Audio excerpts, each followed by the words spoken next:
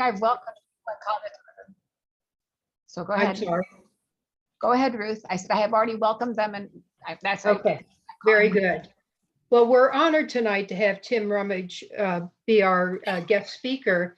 And Tim is actually coordinator and developer of environmental studies at Ringling College of Art and Design. And Tim is a planetary ethicist.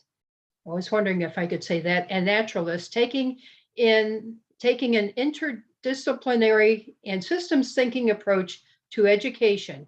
And he has been teaching at the intersection of science, ecology, art, design, and architecture for more than 30 years. He is also co-author of The Spaceship Earth, very interesting book.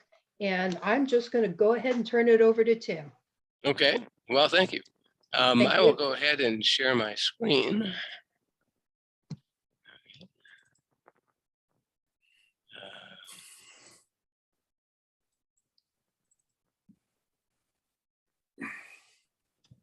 So you all can see that and hear me, correct? Okay. So we're going to talk tonight about climate change and some of the issues that cause it. What are some of the latest studies that we have and sort of the implications of this. Am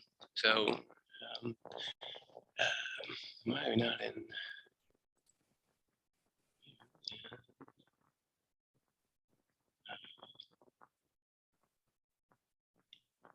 There we go, that mode.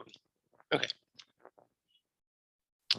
So, as George Gregory Bateson said, the major problems in the world are a result of the difference between the way, how nature works and the way people think.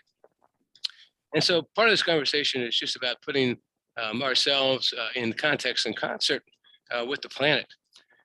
The reason I do planetary ethics is that ethics are about what we do and what we then trigger. So it's about behaviors. I don't get into the moral issues of what's being done because it doesn't matter. The planet simply responds to things we do. And so that's what we need to sort of keep forefront in our minds. This little blue dot right there is us. Okay? And so I think it's a nice perspective to have of just how small, how isolated we are and how dependent we are on the resources that are on that blue dot. Okay? Sort of as an overview, we've got right now at the end of January, the average amount of carbon dioxide in the air was 417.99 parts per million, which for most people is just a number that doesn't mean a whole lot.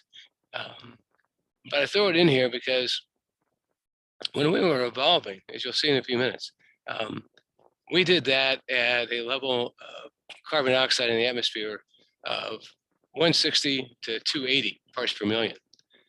So when we were inventing cultures and cities and agriculture and all those other kinds of things, we were doing it at a level of about half of what we have right now in the air. So we're sort of way outside our evolutionary comfort zone. We've also got a population of over 7.9 billion people on the planet. And we also have what's referred to as Earth Overshoot Day. Let me clear that. And in 2021, Earth Overshoot Day was on the 21st of July. This is the date on which we have used up all of the Earth's resources to absorb our carbon dioxide and meet our renewable materials needs. So anything up in this area is where we're exceeding the Earth's capacity. And so essentially what this says is that for the close to the last 70 years, we've been over the line and hadn't really thought about it. But we have exceeded the carrying capacity of the planet for the last 70 years.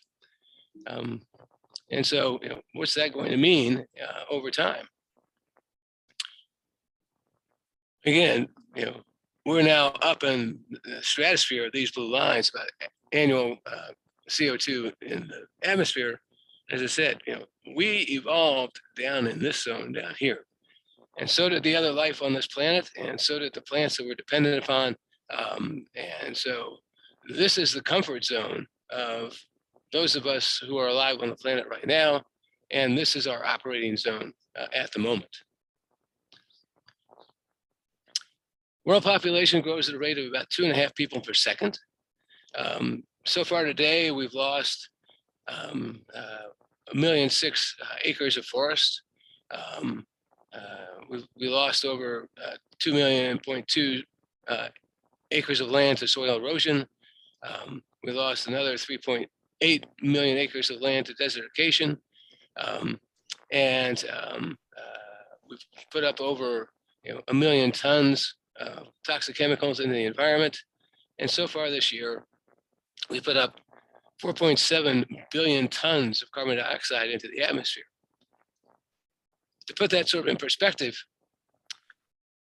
by the end of February, we will have put up in the atmosphere about 6 billion tons of carbon dioxide, which back in the 50s would have been the amount the whole world put up in the atmosphere in a year.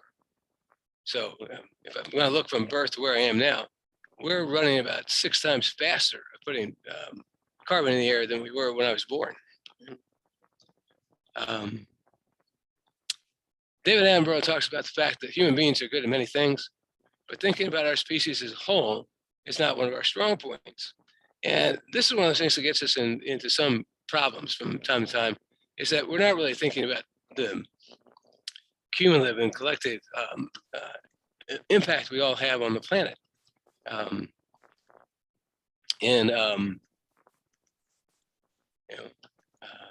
So every single person on the planet uses about 13 metric tons of material per year to meet our needs.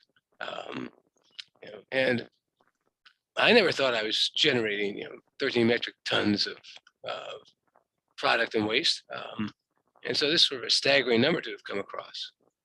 The other staggering number, just sort of keep things in perspective, is that right now, if you look at the living biomass of all organisms on the planet, and you look at the man-made mass of all materials currently in use, buildings, roads, sidewalks, all the glass, all the bricks, all the concrete that we've used, they're basically at the same point. And the amount of human mass that we have doubles every 20 years. So as we start looking at what's going to happen in the future, keep in mind that pretty soon, by, this is 2020 data, so by 2040, this curve will be twice as tall as it is now, and the result will be this curve will have gone down. So, and part of this is just based on the fact that for years we've had a limited paradigm about economic growth, sort of short-term outlook, very limited responsibilities, and sort of we see things in isolation. We don't think that things bump into each other. Plus, for a long time, we've had this idea that we couldn't outfish the sea. It was just so big, and we were just so little. We couldn't pollute the air. Again, it's a huge volume compared to us. But with the use of our technology, we've now been able to do those two things fairly well. But because of our earlier belief, we have the assumption that natural resources were inexhaustible. And so there wasn't any reason to think about, what do I need next? Or what do I need next year? What am I going to need 5 years from now? Because we basically thought we couldn't run out of it. So it didn't matter if we thought about it or not. We could just go ahead and use it. Here we go. So, releasing greenhouse gases into the air was just an externality of doing business. And now we know that's not really the case. The World Economic Forum for the last 10 years has been very concerned about environmental issues. And when the economists get concerned about the environment. There's some changes in concern and thinking going on. And so the opening to their 2019 report was, is the world sleepwalking into a crisis? That we're losing biodiversity, we're losing species abundance. This is a quote from their report. So it says, species abundance is down 60% since 1970. In reality, we now know it's down 68% since 1970. And in the human food chain, biodiversity loss is affecting health and socioeconomic development, and with implications for well-being, productivity, and even regional security. Because when you run out of food or run out of water, you're going to go find food and water. It doesn't matter what the boundaries are. So we've been dealing for a long time with these two paradigms of,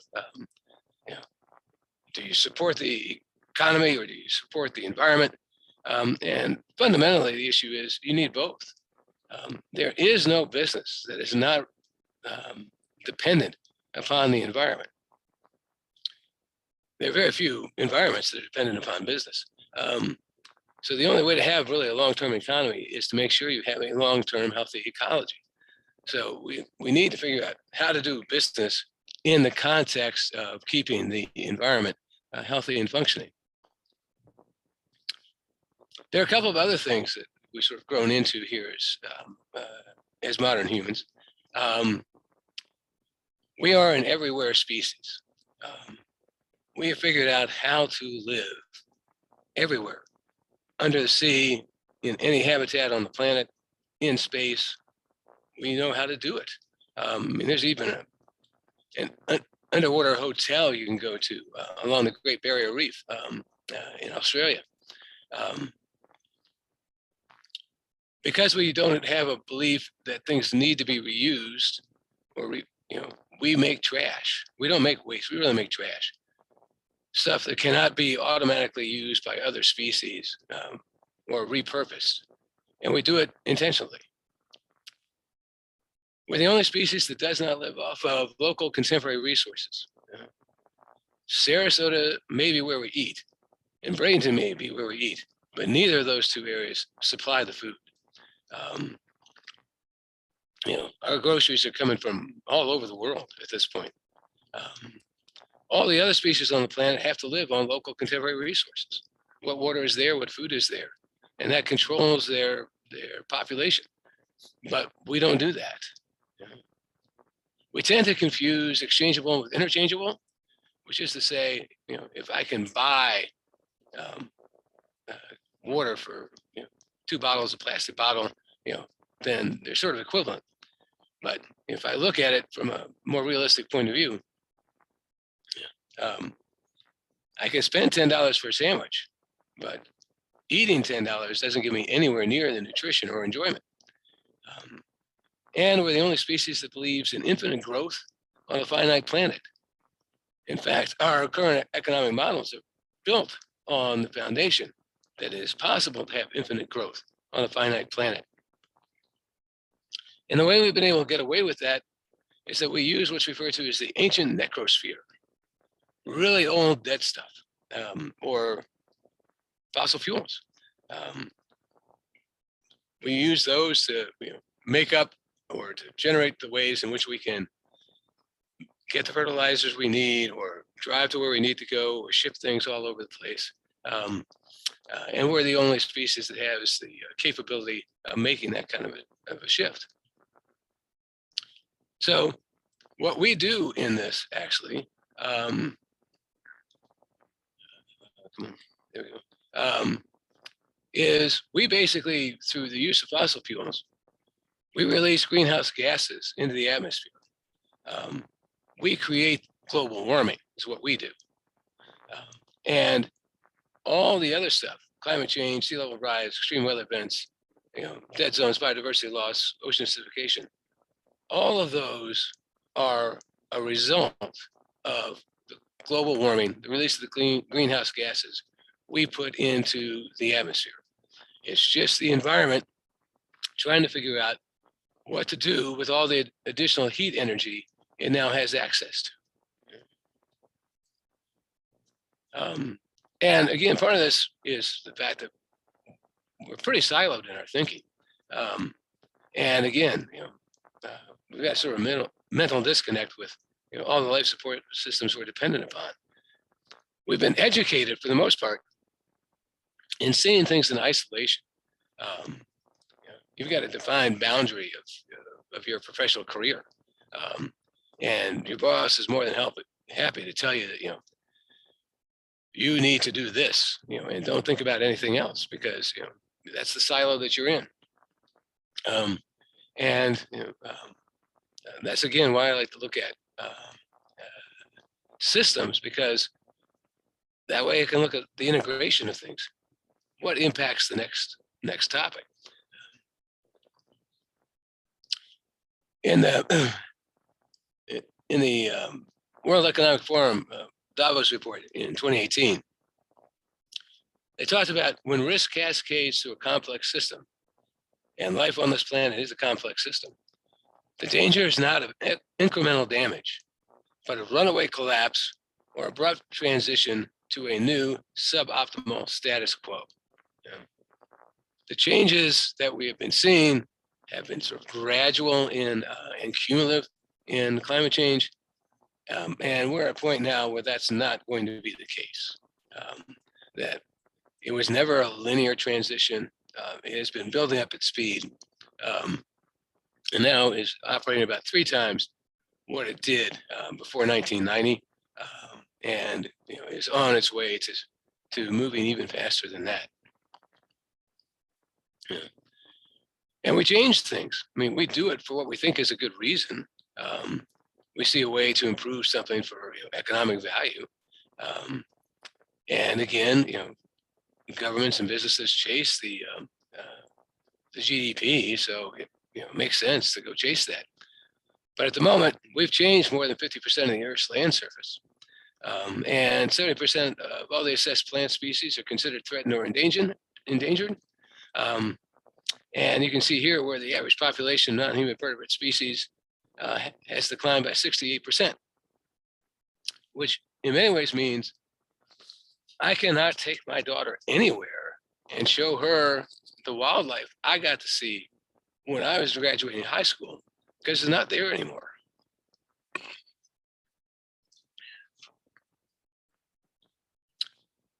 And as we've been doing this, as we've been putting extra heat into the environment through the greenhouse gases, all that stuff has been doing things. Here, we got a trash day twice a week on my street, and I can put the bins out, and the trash will go away. But it really hasn't left. It really, it's just been piled up in one spot east of me, off of Manatee Avenue. But it's still here. It's still doing something. It may not be in sight or in mind anymore, but it isn't gone. And so when we put heat in the atmosphere, it's going to go do things. And so what we've been able to do so far is warm the ocean, because 90% of the heat that's been captured by greenhouse gases is in the ocean. We've warmed globally the first 2,300 feet of the ocean. We are changing the habitats. Every species has a thermal neutral zone, a place where they feel comfortable, and we're changing that rapidly. We've quadrupled the rate of ocean warming. We've increased the size of storms. We're seeing ice melting faster now because it now melts from multiple directions and multiple perspectives. It used to be it just melted on top from temperature in the air. Now it's getting undercut by warm water underneath it. It's fracturing in different places. And so it has water cut-throughs with these muons. And so we're just opening up more surface area to be attracted to more heat.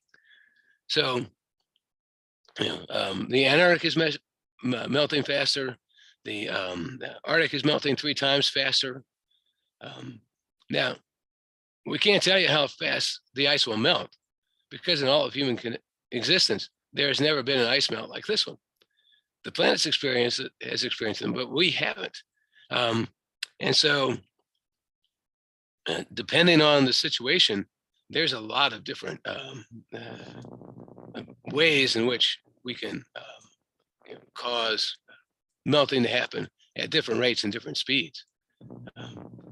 Because of the ice that has melted and made it into the ocean and into, and it's been fresh water that's been melting with the glaciers and the icebergs, we've now changed ocean currents, where they go and how fast they flow. We've changed part of the Gulf Stream. We've changed part of the circulatory system in the North Atlantic as well as in the Pacific. We've made the oceans about 30% more acidic. We've deoxygenated the ocean. As it gets warmer, it doesn't have anywhere near the same amount of oxygen that it had before, which changes what can live there. With the fresh water coming in, we've changed salinity. With each 1.8 degree of Fahrenheit or 1 degree Celsius increase, the atmosphere can hold 7% more water vapor.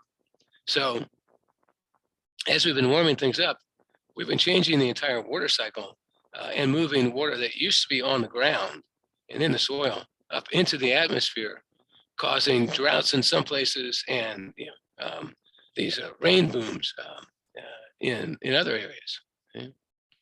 And coastally, as we suck water in to give us water for our wells and potable water systems, we're also pulling salt water in as well. So we're increasing the amount of saltwater intrusion. And from a human point of view, if we really lower the level of carbon emissions over the next 80 years, we're finally going to put 190 million people at risk. If we keep the emissions where they are now and in that trend of rapidly increasing, we're going to put 630 million people at risk. This past summer, there was a heat wave that killed on the West Coast, that killed 1 billion sea creatures. I mean, these were all mussels that died. The tide was out, and they got hit with this really intense sunlight, and it boiled. They have water inside when they close the shell, but it boiled that water and cooked all the mussels. And even this, the loss of koala bears. Koala bears are now considered, as of earlier this week or late last week, an endangered species now, because of the combinations of fire and loss and disease and habitat removal. The epitome of Australia, is now an endangered species. And so all of these carry out and carry on to lead us to reduce biodiversity. I mean, the lower line on this graph is the trend we are on right now.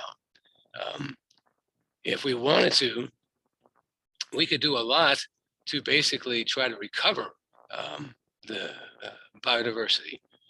But you'll notice, even by 2100, we're never getting it back to the top of the rise on the left-hand side. But we certainly can do a lot better than what we've been doing so far.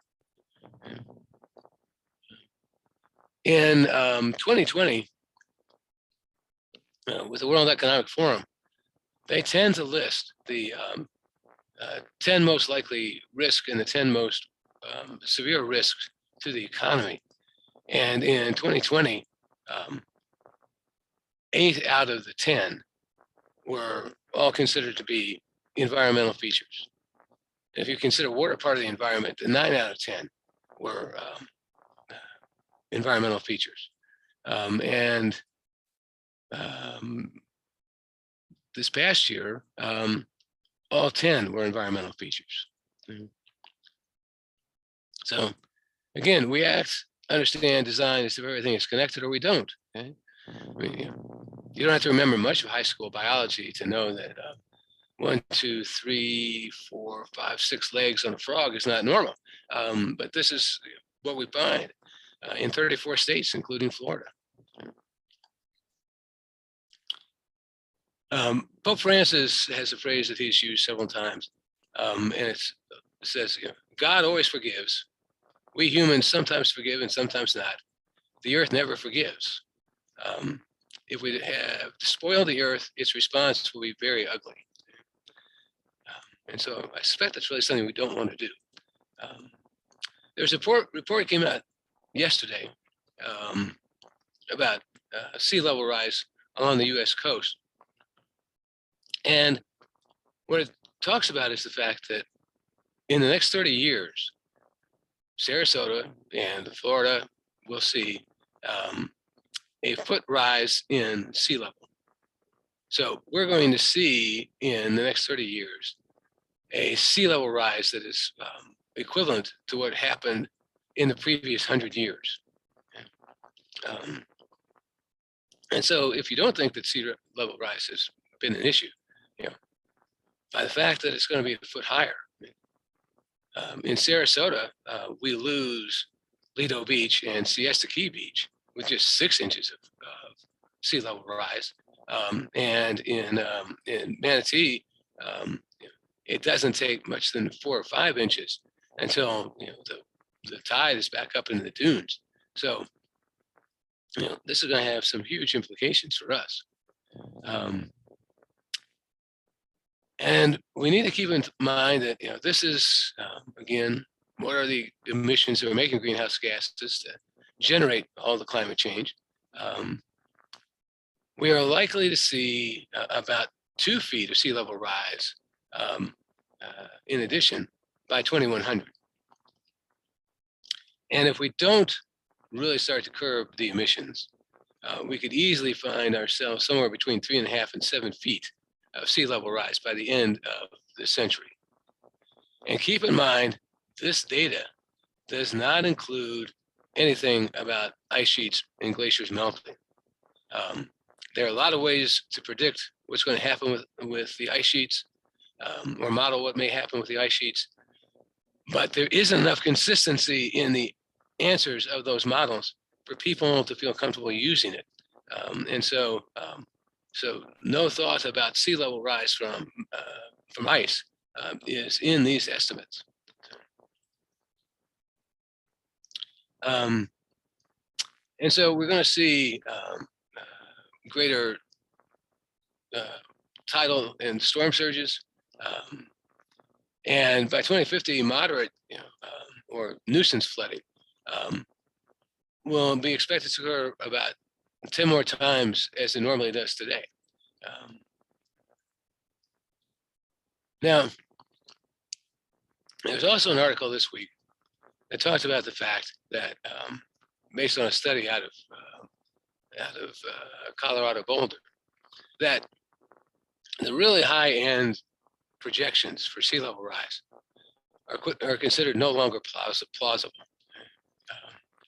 I'm a real fan of using the highest projections, because I think hope for the best and prepare for the worst. So whatever the bad number is, let's bank on that one. But this group decided to use a different model, and in their calculations, temperatures at 2100 are going to be somewhere between 3.6 and 5.4 degrees Fahrenheit warmer, with an average of about 3.96 degrees Fahrenheit. Because what they talk about is so many people signed the Paris Agreement, where the promise was to keep temperature rise at an average of 2 degrees Celsius globally, and preferably at 1.5 degrees Celsius. And I thought it was very intriguing, because at the final press conferences, everybody's talking about we can do the 2 degrees, and we can probably push a little bit more and get to the 1.5 degrees, which would be great. I mean, it's going to save hundreds of millions of lives and billions of dollars in storm damage. But when you actually look at what everybody promised at the Paris agreements, we weren't going to be able to get below 3.3 degrees Celsius, or about 6 degrees Fahrenheit. That was better than if we just did business as usual, but it was way far away from the implied result of the conference. And in COP26, just back in November, the stated goal was to come up with the rules of the road to keep global warming at a 1.5 degrees Celsius average. 2 degrees would be acceptable, but we really prefer to stay at 1.5. But if you look at the pledges that were made, what people pledged would only get us to 2.7 or 2.9 degrees Celsius. Okay? We're going to be well over the marks for what was the goal and what was acceptable. And if you based everything on the pledges and the promises, it'd be a little bit closer, but it's still missing the mark. So the pledges are what you said you would do as a country before you came to the meeting. The promises were the additional things you said you would do while you were at the meeting in Glasgow. The problem with both pledges and promises is that none of them are legally binding. And even if you make them, you still have to get them through your regional government to be able to make them law and to have them enforceable. And there are a couple other things that we need to keep in mind because this is a dynamic platform of issues for global warming and climate change. Normally, when we see a quote as to how much carbon dioxide has been released into the environment, what you're seeing is the number that is related to fossil fuels in industry. It is not about the total amount of carbon dioxide or carbon dioxide and all the other greenhouse gases that are involved in causing climate change.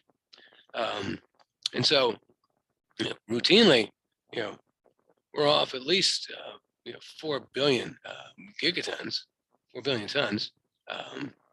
And so even when it looks like we're being honest and telling each other what's really going on, we're not. Because while most attention's gone to carbon dioxide, it has a global warming potential of 1. It's the base measurement. Methane has 25 times the global warming potential of carbon dioxide. Nitrous oxide has 298 to 300 times the global warming potential. And the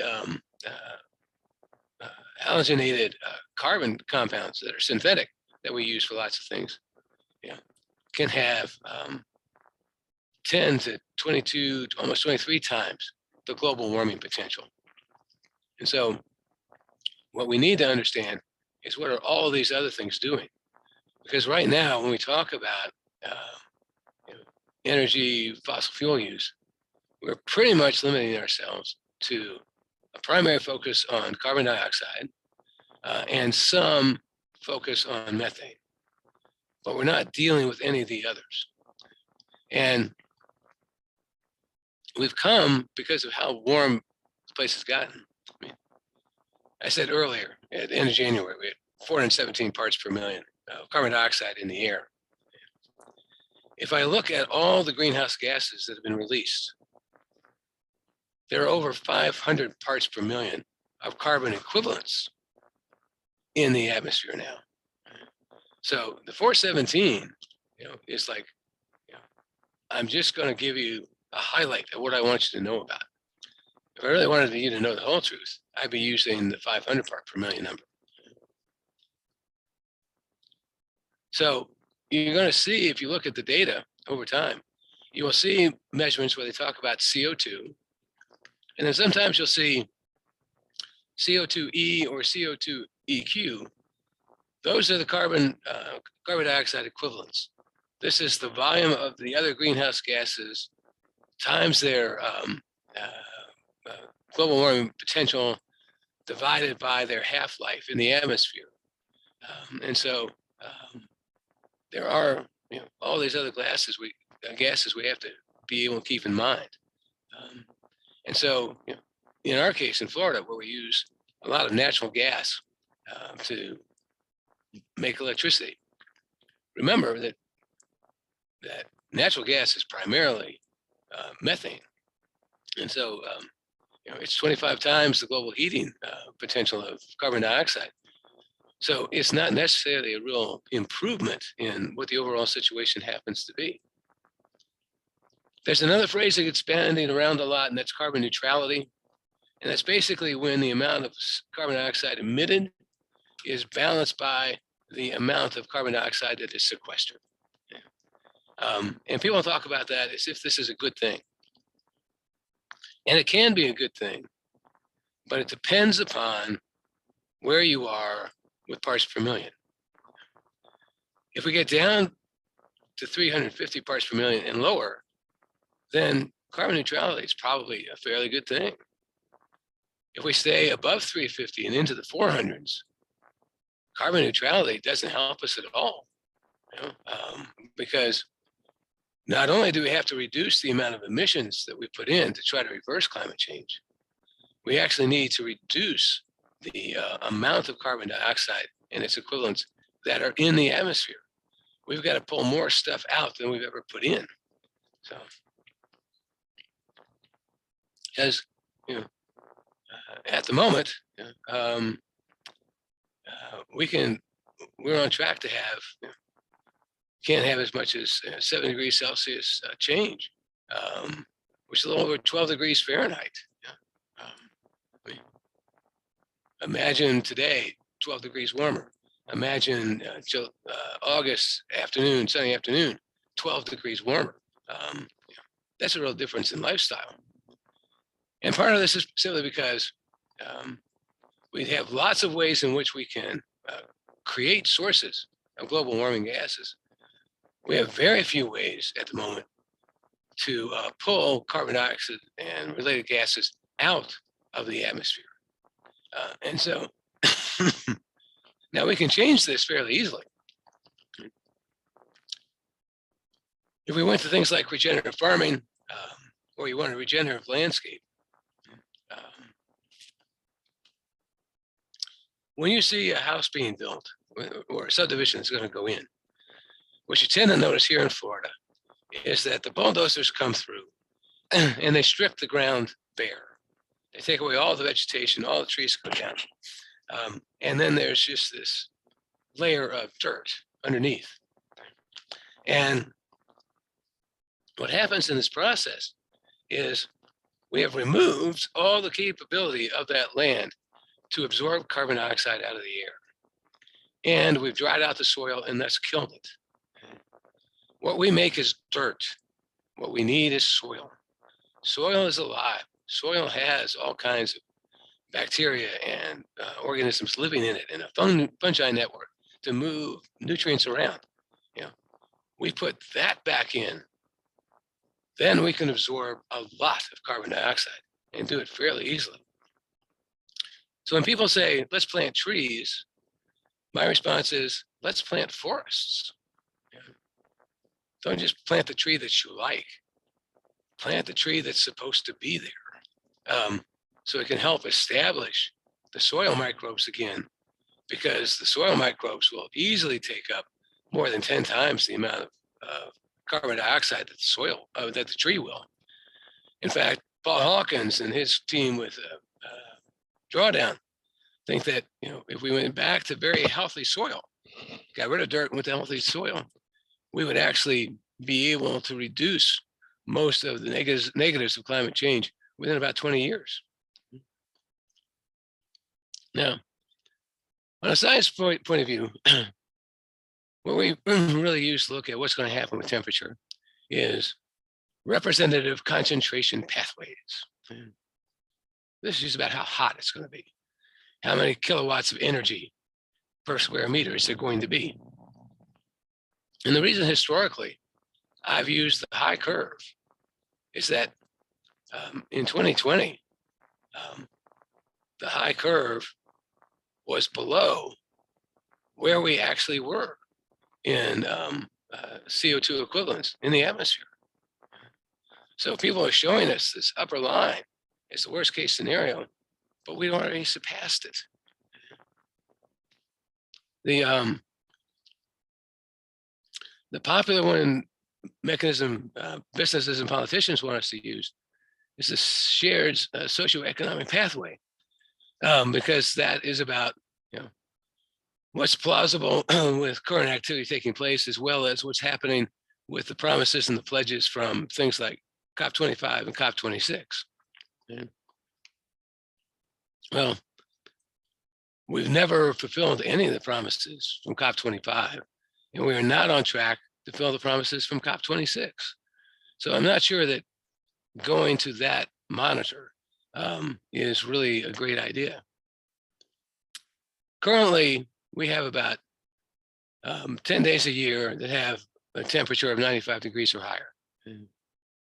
By 2050, we're going to have 60 days a year like that.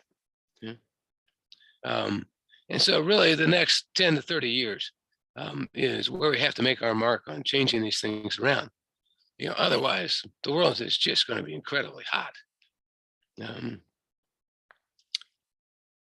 this has brought up, and exposed us to sort of a new phenomenon, especially recently, of ecological grief.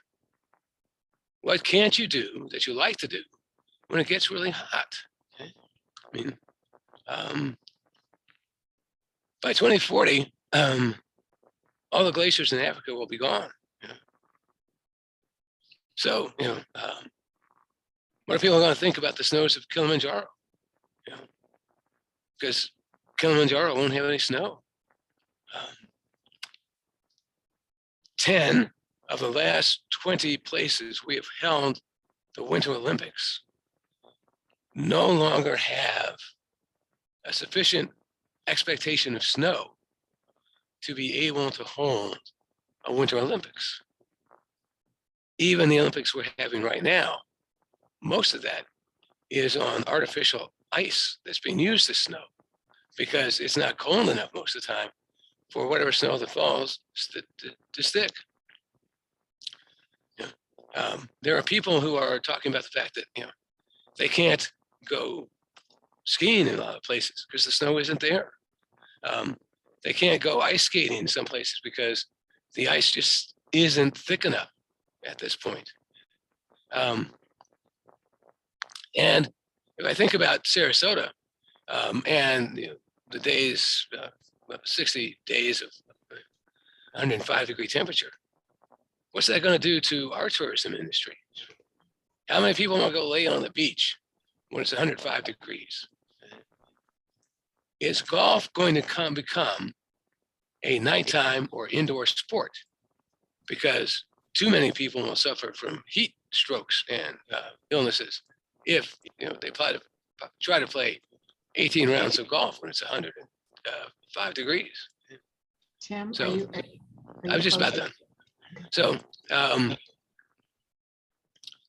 so as for the future, the task is not to foresee it, but to enable it.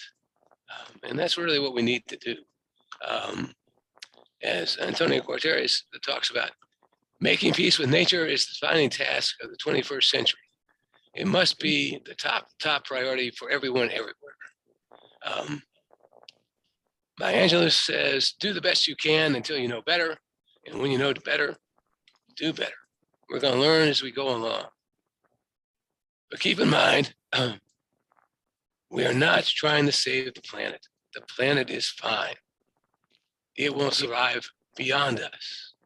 We're trying to save ourselves from ourselves. And that's the quandary, because we are the cause and effect, and we are the solution and the salvation. And which one do we see ourselves as? Because the really bad stuff only happens if we let it. We know what to do. but we can no longer confuse knowing with doing. We actually are at a point where we really have to do the right thing. So, and again, we're the ones we're waiting for. So thank you very much. Thank you. Oh, that was excellent. Scary, but excellent. Well, I want to say I'm very optimistic about the future. Are you? Yeah, I mean, we know what to do. We Right. know how to do it. The question is, will we do it? I'm Yeah. optimistic because I know we can do it. I'm not as hopeful because I'm not sure we will do it. But that's Right. But when you say we, you're speaking to in terms of the informed portion and convicted portion of the population, correct? yeah, but I mean, it also means I'm talking to architects. I'm talking to the new generation of city planners. I'm talking to the incoming group of medical staff who now have to train for a whole different set of diseases that they're going to be facing. And as sea level becomes visibly apparent, as your beach gets narrower and narrower, there are going to be a lot more people who really want to know what they can do. But we know how to do regenerative farming, and people are being taught that. We got a friend right now who's setting up a nonprofit for regenerative farming in India, teaching them, how to do it. So the people are around who know how to do this. But you're right. People have to look beyond themselves and their sort of short-term immediate interests to make this work. And there's a question in the chat about what is regenerative farming. Can you give a short answer to that? Sure. Because it can be very complex, I know. Right. Maybe we need to have Tim Rumage 1, Tim Rumage 2, or right. With regenerative farming, what you're trying to do is rebuild soil. That's really what you're trying to do. So in standard farming, we do a lot of tilling. We furrow deep holes and plant stuff. In regenerative farming, it's just a very shallow, quarter to half inch pinning that you're doing and putting the seeds in. You are never leaving the fields bare. The fields are always covered with some type of plant. I mean, there's a guy who grows tomatoes down the road from me, and during the tomato season, it's a great looking place. The rest of the year, there's just dirt blowing all over the place. And so, but by doing that, you can plant, if you want non-harvestable crops that restore nutrients into the system, and then create compost to put in on your fertilizer. And those are the two really biggest things that are happening. And it also works better if you start to do intercropping or not monoculture crops all the time, because then you don't need the types of synthetic chemicals you do to grow monoculture in the same place over and over again.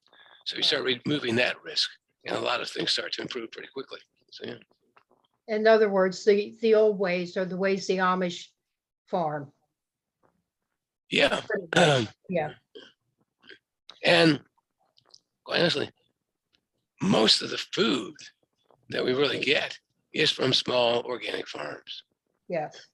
It's the larger industrial farms are dealing with commodity products.